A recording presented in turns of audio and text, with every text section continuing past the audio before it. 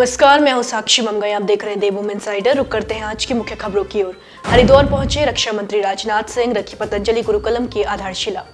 हरीश रावत के नेतृत्व में कांग्रेसियों ने निकाली पदयात्रा, बेरोजगारी को लेकर सरकार पर साधा जमकर निशाना। दून नगर पार्षद स्वच्छता समिति में करोड़ों के घोटाले की आशंका, वेतन के नाम पर सरकार को लगाया चूना। 2.5 साल की बच्ची इन्फ्लुएंजा ए के साथ ही H1N1 पॉजिटिव, दून अस्पताल में किया गया आइसोलेट।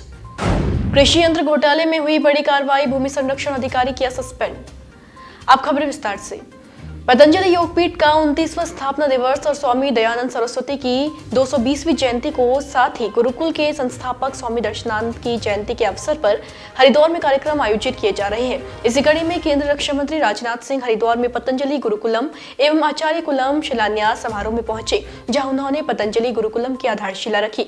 इसके बाद उन्होंने संबोधन में कहा कि भारत में कई सारे ऐसे धर्म और संप्रदाय हैं जो गुरुवाणी के आधार पर ही कायम है।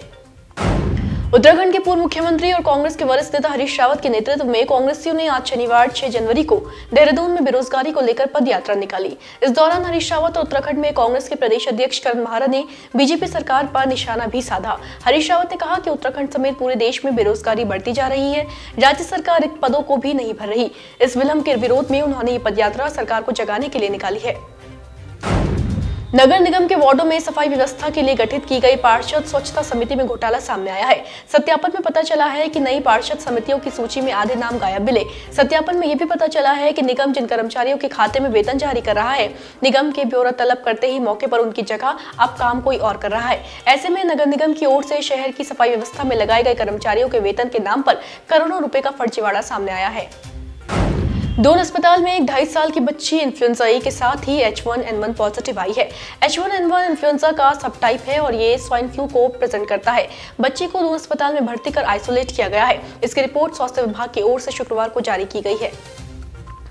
भ्रष्टाचार के प्रकरणों पर पुष्कर सिंह धामी सरकार निरंतर कड़े प्रहार कर रही है। इसी क्रम में प्रधानमंत्री कृषि सिंचाई योजना में अनियमितता बरतने के आरोपों की पुष्टि के बाद देहरादून जिले के अंतर्गत रायपुर के कृषि एवं भूमि संरक्षण अधिकारी राजदेव पवार को निलंबित कर दिया गया है। थाना राजपुर पुलिस ने हत्या और डकैती के मामले में पिछले 12 साल से फरार आरोपी को जालंधर से गिरफ्तार किया है। आरोपी न्यायालय से जमानत लेने के बाद पिछले 12 सालों से लगातार फरार चल रहा था। आरोप है कि अवैध संबंधों के कारण आरोपी ने साल 2012 में अपने 4 अन्य साथियों के साथ मिलकर जालंधर निवासी एक व्यक्ति की हत्या कर शव को मसूरी रोड गुरुकुल जाने वाले रास्ते पर फेंक दिया था।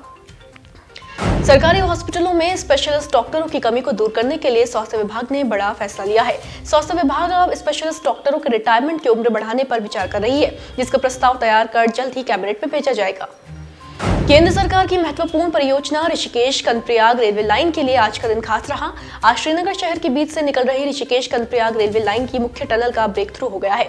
लगभग 2 किलोमीटर लंबी इस टनल के दोनों मुहाने आज एक दूसरे से मिल गए हैं। ब्रेक थ्रू कार्यक्रम के दौरान रेलवे टनल के काम में लगे सभी अधिकारियों, मजदूरों सहित अन्य कर्मियों ने वंदे मातरम के नारे लगाए। लोकसभा चुनाव को लेकर राजनीतिक पार्टियां दमखम से तैयारियों में जुटी हुई है। इसी क्रम में भाजपा संगठन ने 400 पार का लक्ष्य रखा है, जिसके लिए तमाम कार्यक्रमों को आयोजित किया जा रहा है, जिसके तहत भाजपा देश भर में दीवार लेखन अभियान भी चला रही है। बीते रोज सीएम धामी ने वॉल पेंटिंग अभियान में प्रतिभाग किया। इसी क्रम में आज कैबिनेट मंत्री सतपाल महाराज ने भी दीवार लेखन अभियान में हिस्सा लिया। इस दौरान सतपाल महाराज ने कहा कि कमल का निशान धार्मिक होने के साथ साथ देश के लिए भी शुभ है। उत्तराखंड में बारिश और बर्फबारी का इंतजार अगले सप्ताह तक पूरा हो सकता है। 9 जनवरी को पर्वतीय इलाकों में बारिश और बर्फबारी होने से ठंड बढ़ने के आसार है। हालांकि बारिश होने से मैदानी इलाकों में कोहरे और गलन वाली ठंड से राहत मिलेगी। इससे पहले आज से अगले 3 दिन तक प्रदेश भर का मौसम शुष्क रहेगा। बाकी अपडेट्स के लिए बने रहें देवभूमि इनसाइडर के साथ। डाउनलोड करें देवभूमि इनसाइडर।